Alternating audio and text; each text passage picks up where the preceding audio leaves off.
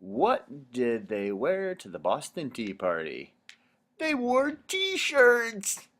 Alright, let's get going with today's lesson. The War in the Pacific. It's quite a transition. Concepts for the day. Of the battles in the Pacific mentioned, what is the importance of each? What is the war strategy used by the United States in the Pacific theater once it goes on the offensive? And explain the pros and cons of using the atomic bomb on Japan. Key vocab for today, quite a bit. Douglas MacArthur, who we've actually heard from before, kamikaze, island hopping, Navajo code talkers, and the Manhattan Project. Read those over before you start. The last time we discussed the Pacific and the war in it, we discussed Pearl Harbor at the end of 1941 on December 7th. And it was a beautiful execution of a surprise attack on the United States. And that's when the U.S. joins World War II.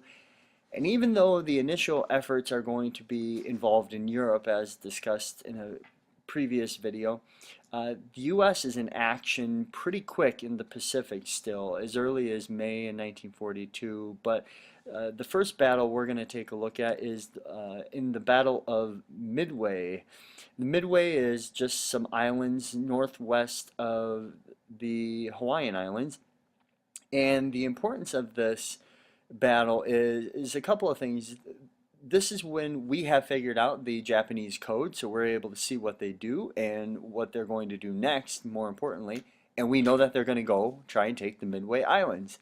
The second thing that is important about this is we not only win the war, or win the battle, but this is the beginning of of the United States going on the offensive and beginning our Pacific strategy of leapfrogging, going from island to island and taking islands that the Japanese have already taken.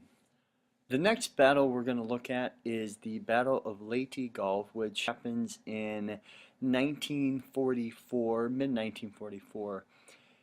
And this battle occurs so far down the road because slowly but surely the Allies have been island hopping their way all across the Pacific. And now they're in Southeast Asia, that island area.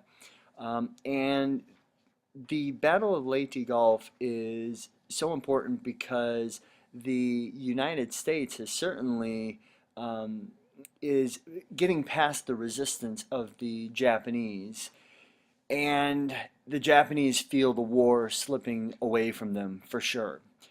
So much so that they do two unique things: is that they take so much of the Navy fleet that they have and they put it into this battle.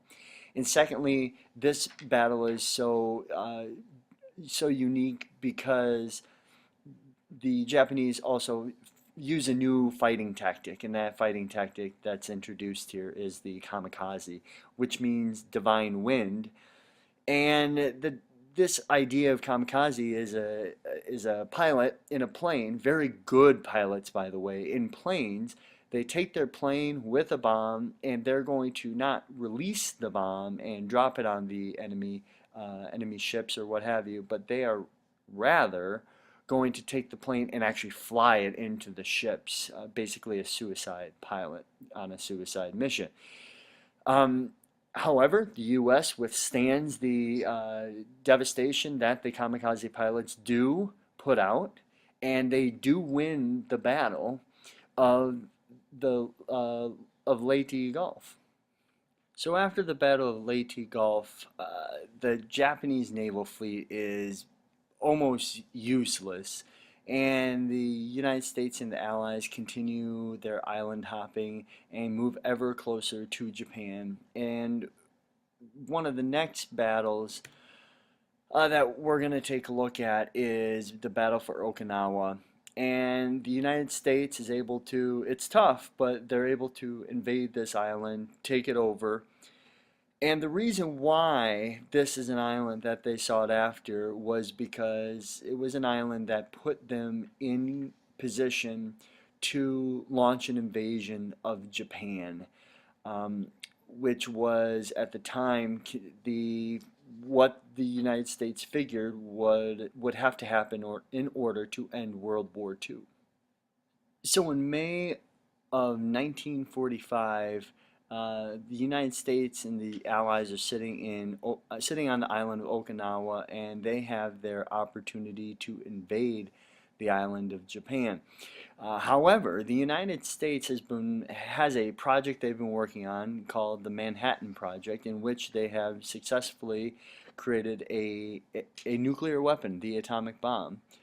And there's a question, and that question relies on the shoulders of Harry Truman, who is now the President of the United States after FDR passes away early in 1945. And the question is, do you use the atomic bomb or do you invade Japan?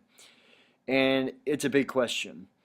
The atomic bomb obviously has a lot of power, but the thought by Harry Truman is that the United States and the Allies could end the war immediately against a country that is not known for simply surrendering. And with that could come a lot of lives lost, but the idea behind using that is to actually try and save more lives because of the invasion that would be taken would cost probably at least 1 million lives, if not more. Not only American lives, but it would also cost a lot of Japanese lives. The collateral damage, civilian life loss would be big. So what do you choose to do? And we do know now that the Japanese are going to have the atomic bomb used on them twice, once in Hiroshima and once in Nagasaki. And what this does lead to is the surrender of Japan in what's called VP Day and Victory in the Pacific. And that happens on September 2nd, 1945. At this time, that actually is what brings World War II to a conclusion. That's it today. See you next time.